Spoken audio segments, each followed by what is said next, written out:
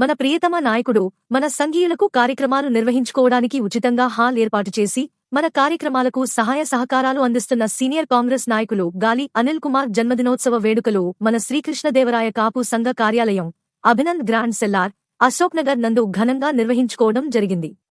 ఈ కార్యక్రమంలో ముఖ్య అతిథిగా మిర్యాల రాఘవరావు, Bayikadi Vijayakumar, Supraja Praveen, class 1 contractor Soma Satyanarayana, Isnapur to Chandanagar committee యొక్క అధ్యక్ష కార్యదర్శులు, మన సంఘీయులందరూ కూడా పాల్గొనడం జరిగింది.